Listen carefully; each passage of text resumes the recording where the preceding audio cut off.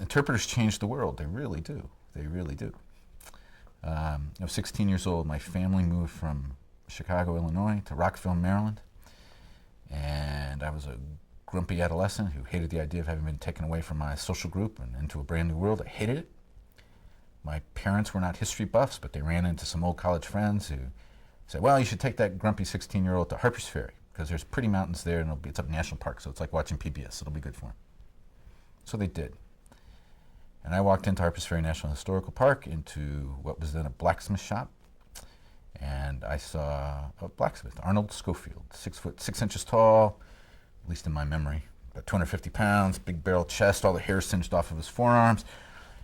I swore I was going to be a blacksmith. I stood there and I watched Arnold for 4 hours. And my family went and watched the rest of the town, looked at the rest of the town, and never left. And frankly, I don't remember anything of what Arnold said. Arnold didn't teach me a thing. But I was going to be a blacksmith. And they laughed at me, my family did, when I came back. But 2 years later, I volunteered. And it didn't take me very long to realize that I was never going to be a blacksmith. But in the meantime, I got bent. I got caught into the stories and into the drama, into the meaning of these places, these tangible and intangible connections that I think about and that I talk about. An interpreter, on one day in the summer of 1976, changed the world. Changed my world. Arnold Schofield changed my world. Happens all the time. And we all have that power. Yep. Do you? Okay.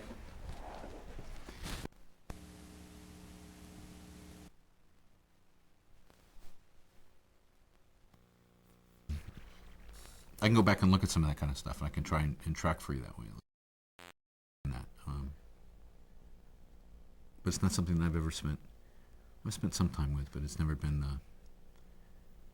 I can't give you the, I guess I'm not the old statesman enough to be able to give you the, the chronology of, and my thoughts about, who said what when or whatever. There's some wild stuff, though. Well, I was going to say. Have you ever seen the Appleman memo? No.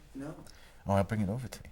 1960. It's advice from the chief historian of the National Park Service to the chief interpreter of the National Park Service, saying that you should hire either effeminate men or only women. It's amazing stuff. It's astonishing stuff. Okay, see, now I need some kind of fantastic. I'll give it to you. Those things. Let's face it, at a conference like this, I think the older folks are looking for a bit of nostalgia and celebration of tradition. The middle managers who are going to be stuck with the whole thing are desperate to find out what wisdom they might learn from their priors, and the rest of us are wondering where the hell we're heading. So I kind of have to get all. Everybody did. Everybody has to get good. But See, we dig the chaos because we're building something out of the chaos. That's the cool thing. I think this is almost how I get it. That a lot of this is run from the outside. We'd like to think we're managing and we know everything's going. We react and we keep running, and it is kind of managing chaos in a way. And that to look at it any other way is probably unrealistic. A little bit silly. And yet we kind of write books and organize and do outlines and things. Yet really, it is a race. And I hope to kind of suggest in the movie that it's not as desperate as some feel. I agree. There's like so much cool work going on out there.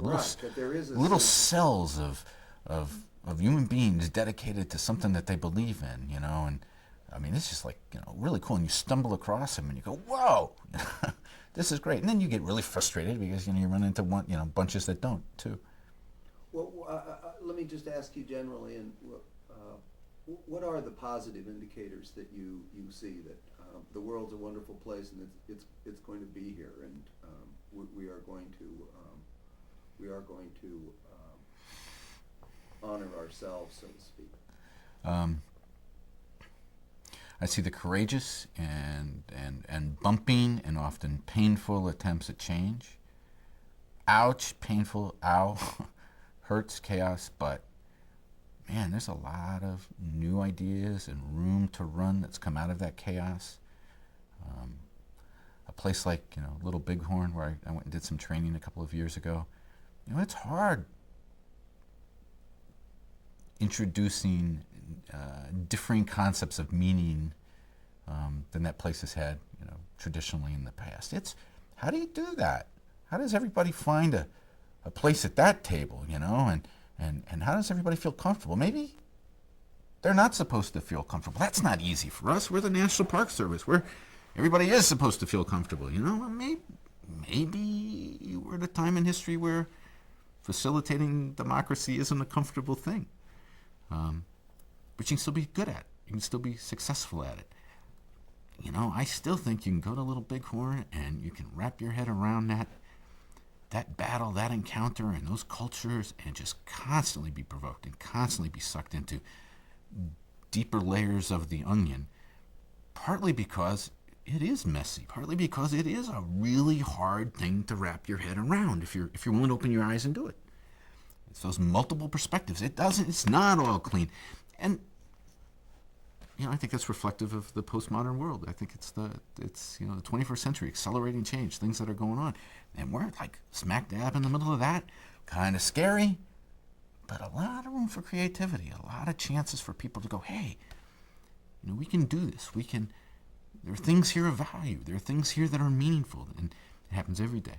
National Park Service employees put this uniform on and other uniforms on every day and go out and work hard because they believe in the meanings and the importance of those places. And visitors come. Why would visitors come? Why would they be the most popular if they weren't getting some of that, if they weren't being attached to some of that? And, you can be cynical and say, hey, but so many of them are just coming recreationally. Hey, you go take a ride on a boat on Lake Mead, you're not in the office. I get it, that's a special thing. What the heck's wrong with that? That's important. It's a pretty wild world, and we offer the special, and we do it every day. Special people, special places. Yeah, I think so. Let's wind up with, let me give you one more opportunity if there's anything you would like to contribute. Anything you feel we've touched on that you owe another task? This isn't a make work exercise. This is reviewing what we have discussed. If there are, I'm trying to hit my bullets and see if there are any sort of concepts that are important.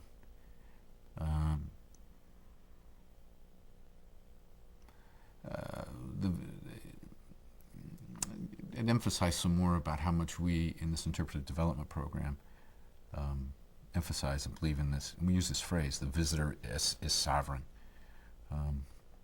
That the visitor has their Bill of Rights, that the visitor has the right to not have interpretation inflicted upon them. I thought that was a wonderful expression. There's this great joke that's been around for years, that asking an interpreter a question is too often like trying to take a drink of water from a fire hose. All that volume and all of that pressure is all this you got to know. You got all of this. But our places are about meanings more than information. That's a really hard concept for lots of people to wrap their heads around. Interpreters, managers, all of the above. Meanings. I learned that when I worked at the Washington Monument, when I worked in the in the elevator of the Washington Monument. That was a 76-second elevator ride from the bottom to the top. And that wasn't much time to tell you about George Washington or that monument. And so I learned there in that monument that I had a 76-second connection to make. I had a 76-second shot at meaning. And I learned how to do it. I did it. Visitors are after those meanings. You use information and experience to help them, but they're after something special. And so it's meanings that we provide. And it is always they, the visitor, it's always the audience who will decide if that meaning came through. It's always the audience who will decide if they were connected to the resource.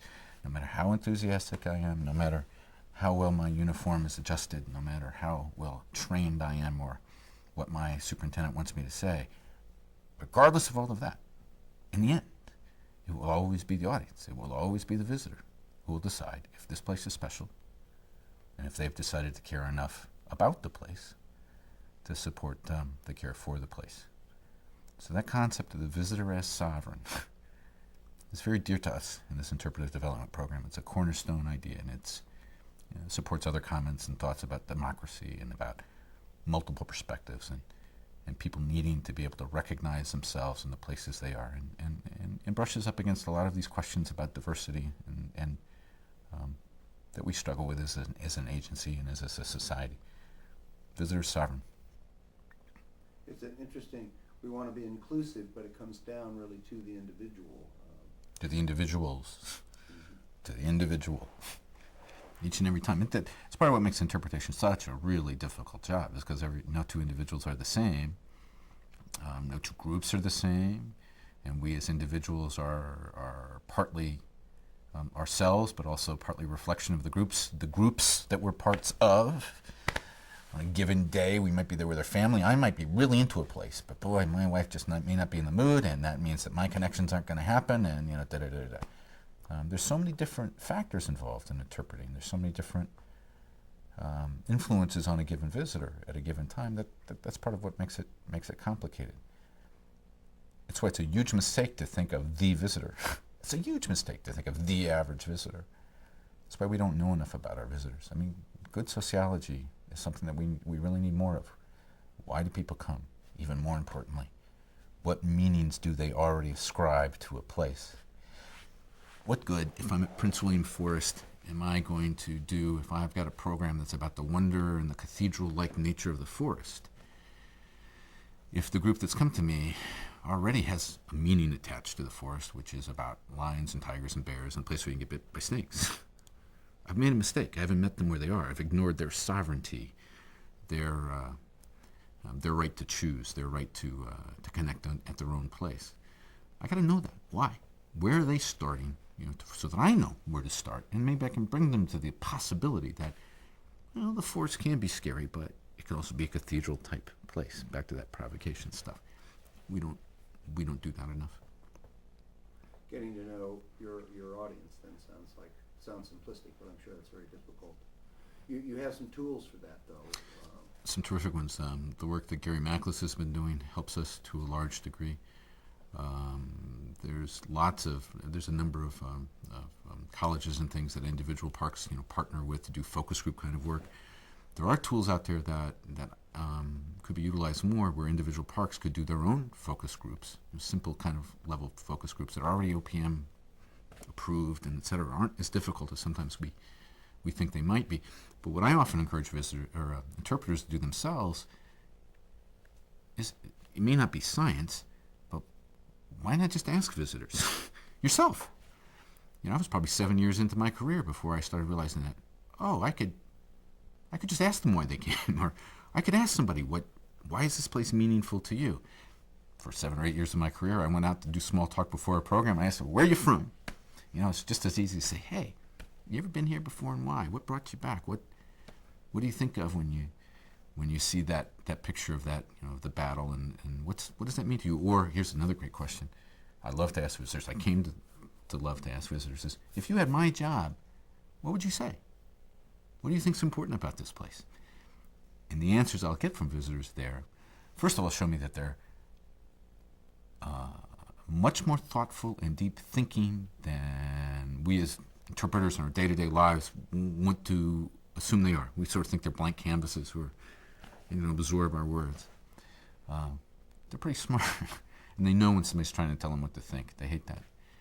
And then the other thing that strikes me when they answer me is how much I learned from them about meanings of my resource that I had no comprehension of before. That, you can look at it that way. Yeah, that makes sense. And the good stuff gets plugged right back into my next talk or something. And it's a really valuable way to go. So you don't have to be a scientist necessarily to just start paying attention to what visitors are saying. You write those ideas down. You write down the different meanings that people tell you about. And it makes interpreters much stronger when they do things like that. All right, Dave, I've taken enough of your time. I really appreciate it. I think I could go and check my list, but I think we hit all my topics. Great. Thank you for your time. I hope to get you back. Cool.